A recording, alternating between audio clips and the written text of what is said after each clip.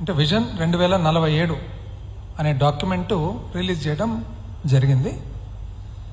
దాని పేరు వచ్చేసి స్వర్ణాంధ్ర అట్ 2047. అంటే భారతదేశానికి 100 సంవత్సరాలు స్వాతంత్రం వచ్చిన తర్వాత సందర్భంగా ఆంధ్ర రాష్ట్రం ఎట్లా ఉండబోతుంది అనేది అనమాట. పేరు స్వర్ణాంధ్ర. దాని హెడ్డింగ్ కూడా వచ్చేసి wealthy, healthy and happy Andhra. Wealthy, healthy and happy Andhra. సంపన్న ఆంధ్ర, ఆరోగ్య ఆంధ్ర, సంతోష ఆంధ్ర. మంచిదే. ఇంతకు ముందు కూడా 2014లో ప్రభుత్వం ఏర్పాటు చేసుకున్నప్పుడు కూడా ఇటువంటి డాక్యుమెంటే ఇంకోటి కూడా రిలీజ్ చేయడం జరిగింది. దాని పేరు సన్ రైజ్ ఆంధ్రప్రదేశ్, ఆ రోలింగ్ ప్లాన్. తొల్లుకుంటూ రోలింగ్ ప్లాన్ 2015-16. అప్పుడు అంతకుముందు 1998లో ముఖ్యమంత్రిగా ఉన్నప్పుడు విజన్ 2020, అప్పుడు ఒక 20 సంవత్సరాలు. అంటే ఇదొక 20 సంవత్సరాలకు, ఇదొక 25 సంవత్సరాలకు, మరొక 20 సంవత్సరాలకు. ఏముంది ఈ స్వర్ణాంధ్రలో? వెల్ది ఎట్లా అంటే 10 సూత్రాలు, ఒక 10 సూత్రాలు అనమాట. జీరో పావర్టీ, ఎంప్లాయ్మెంటు, స్కిల్లింగ్, ఇటువంటి 10 సూత్రాలు. ఆ తర్వాత 12 మార్గాలు. ఎట్లా? అఫోర్డబుల్ హెల్త్ కేర్, అంటే ఆరోగ్యానికి మనకు అఫోర్డ్ చేసేదానికి, ఇటువంటి 10 సూత్రాలు అనమాట. సో మొత్తం మీద 10 మార్గాలు, 10 సూత్రాలు, 12 మార్గాలు. ఇంతకుముందు వచ్చేసి sunrise Andhra rolling plan, అందులో వచ్చేసి ఏమేమి దీంట్లో 7 మిషన్లు, 5 గ్రిడ్లు, 5 క్యాంపెయిన్లు. అంటే 7 కార్యక్రమాలు. ఏది? ప్రైమరీ సెక్టరు, ఇండస్ట్రియల్ సెక్టరు, అదేవిధంగా 5 క్యాంపెయిన్లు, ప్రచారాలు. అవేమవి? బడి పిలుస్తుంది, పేదరికంపై గెలుపు. ఆ తర్వాత 5 గ్రిడ్లు అనమాట. Water grid, power grid. So 7, 5, 5. అంతకుముందు విజన్ 2020 అప్పుడు ఎన్ని? 19 గ్రోత్ ఇంజన్లు. అంటే ఇవన్నీ కూడా ఎట్లా సాధిస్తామంటే దానికి మార్గాలు, సూత్రాలు, గ్రిడ్లు, వివిధ పద్ధతులు. ఇవేమి? 19 ప్రాథమిక అభివృద్ధి ఇంజన్లు. ఏంటివి అవి? వ్యవసాయము, మన పరిశ్రమ, సర్వీసెస్. 19 అన్నమాట. అయితే ఈ 3కి ఇంకా మదర్ ఉందన్నమాట. అంటే తల్లి. ఈ 3 విజన్స్కు తల్లి. ఆ తల్లి ఏమి? మనసులో మాట. మనసులో మాట అని చెప్పి తను రాసిన ఒక పుస్తకం. తన మనసులో ఉండే మాట తను రాసిన ఒక పుస్తకం అనమాట.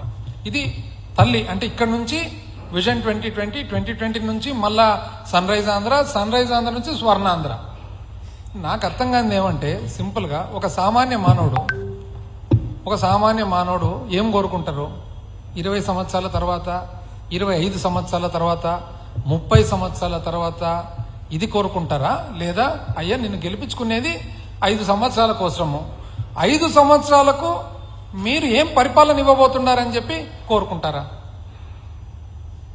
ఇప్పుడు ఒక సామాన్య మానవుడు హైదరాబాద్ నుంచి సికింద్రాబాద్ పోయేదానికి ఒక ట్యాక్సీ తీసుకుంటాడు. ఏమని కోరుకుంటాడు? సికింద్రాబాద్కు ఎన్ని కిలోమీటర్లు అవుతుంది, సికింద్రాబాద్కు ఎంత సమయంలో చేరగలుగుతామని. అంతేగాని ఒకవేళ డ్రైవరు ప్యాసింజర్ను ముంబైకి అయితే ఇంత టైం పడుతుంది, చెన్నైకి అయితే ఇంత టైం పడుతుంది, ఢిల్లీకి ఇంత టైం పడుతుందంటే ప్యాసింజర్ ఏమంటారంటే నాకు ముంబై, చెన్నై, ఢిల్లీ ఎందుకు సార్, నాకు సికింద్రాబాద్ వరకు చెప్పు సార్ అంటారు. అంతేనా? మళ్ళీ ఇదైతే మాకు అర్థమే కాలే. ఇది మనకు మ్యాండేట్ ఎంత ఇచ్చినారు? మ్యాండేట్ మనకి ఇచ్చినది పబ్లిక్ 5 సంవత్సరాల కోసం. అయితే ఇప్పుడు ఒక గ్రామ పంచాయతీ సర్పంచ్ ఉంటాడు. సర్పంచ్గా ఎన్నికైన తర్వాత 5 సంవత్సరాల లోపల ఆ ఊరికి నేను ఈ ట్యాంక్ కట్టాలనుకున్నాను, ఈ బడి కట్టాలనుకున్నాను, ఈ బడిని అప్గ్రేడ్ చేయాలనుకున్నాను, ఈ కాలువలు వేయాలనుకున్నాను అంటాడు. కానీ 30 సంవత్సరాల తర్వాత ఇక్కడ రైల్వే లైన్ రాబోతుంది, 20 సంవత్సరాలకు పెద్ద బస్ స్టాండ్, బస్ జంక్షన్ అవుతుంది. ఎందుకని? ఒక ఎమ్మెల్యేగా ఎన్నికైన తర్వాత 5 సంవత్సరాలు నా నియోజకవర్గానికి ఏం చేయాలనుకున్నాను అంటారు. కానీ ఆ ఎమ్మెల్యే 25 సంవత్సరాల తర్వాత ఇక్కడ ఎయిర్పోర్ట్ రాబోతుందంటే పబ్లిక్ ఏమంటారు? ఒక ఎంపీ 5 సంవత్సరాలకు నా నియోజకవర్గానికి ఇది అభివృద్ధి చేయాలనుకుంటారు. కానీ ఇక్కడ త్వరలోనే పోర్టు రాబోతుంది అంటే నాకెందుకు సార్ ఇవన్నీ అంటారు. అంతేనా?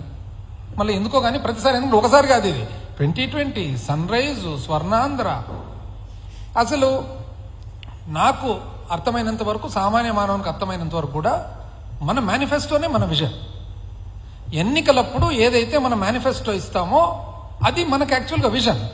ప్రజలు కూడా ఓటేస్తుండేది ఎందుకు? మన మేనిఫెస్టోని చూసి ఓటేస్తున్నారు.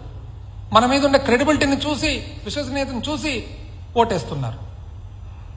అప్పుడు మన మేనిఫెస్టోను చంద్రబాబు నాయుడు గారు విజన్గా మరి కన్సిడర్ చేస్తున్నారా, భావిస్తున్నారా కాదనేది నాకైతే ఇప్పుడు డౌటే.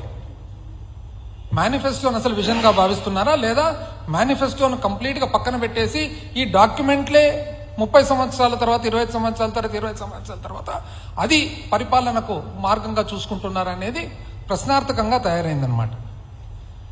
ఇప్పుడు ఒకవేళ మేనిఫెస్టోనే ఒకవేళ మనం తీసుకున్నట్లయితే మరి 2024 ఎన్నికలు జరగడానికి ప్రధానమైన కారణము చంద్రబాబు నాయుడు గారు కూటమి. యాక్చువల్గా కూటమి గెలిచేదానికి ప్రధానమైన కారణం ఏమి?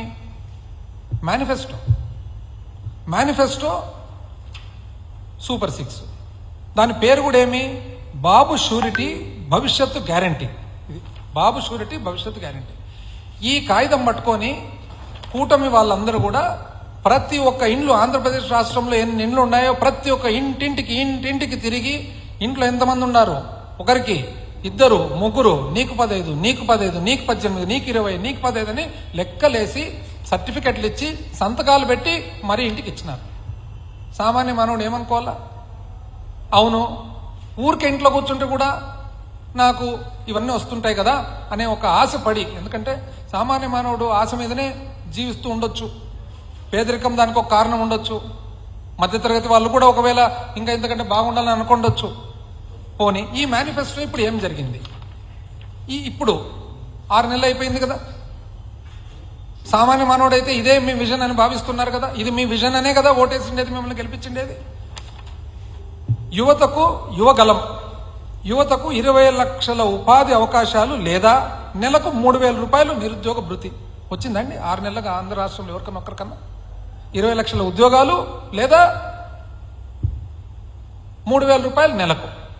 తల్లికి వందనం.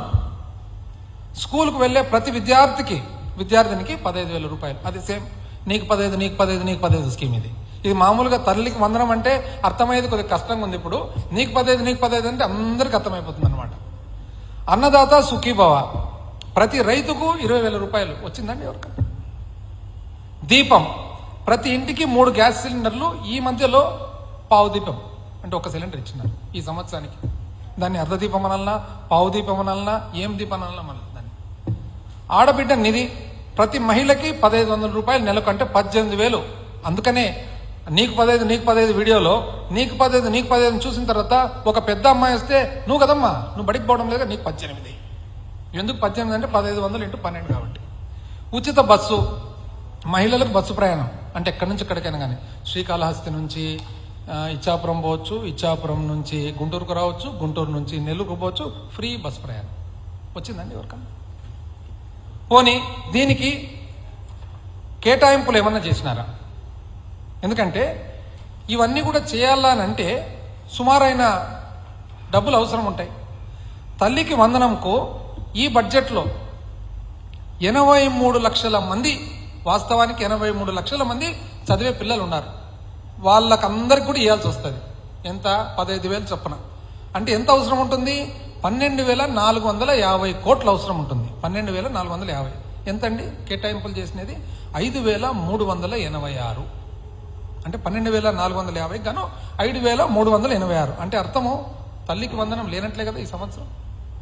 పోనీ ఇంతకుముందు అమ్మఒడి, మా ప్రభుత్వంలో జగన్మోహన్ రెడ్డి గారు అమ్మఒడి అని చెప్పి కుటుంబానికి, పిల్లలు బడికి పోయే కుటుంబానికి తల్లికి 15,000 రూపాయలు ఇచ్చేవారు. ఈ సంవత్సరం అది కూడా ఇవ్వనట్లే కదా. ఇంతవరకు లేదంటే ఇంకేమి ఇస్తారు? ఇవ్వనట్లే.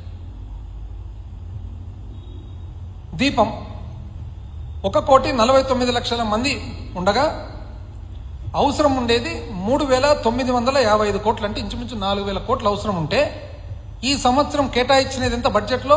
895 కోట్లు. అంటే 1 సిలిండర్కు పరిమితం చేసేసినట్లే కదా, 3 బదులు. ఆడబిడ్డ నిధి 2,7,29,444 మంది మహిళలు ఉన్నారనమాట. అంటే ఇంచుమించు 2,07,00,000 మంది అని అనుకుందాం. 37,313 కోట్లు అవసరం ఉంటుంది. ఈ సంవత్సరం ఏమి ఒక్క రూపాయి కూడా కేటాయించలేదు. అన్నదాత సుఖీభవ రైతులు 53,53,000 మంది రైతులు ఉండగా 10,706 కోట్లు అవసరం ఉంటుంది వీళ్ళకి అందాజుగా. కానీ 1,000 కోట్లు బడ్జెట్లో కేటాయింపు.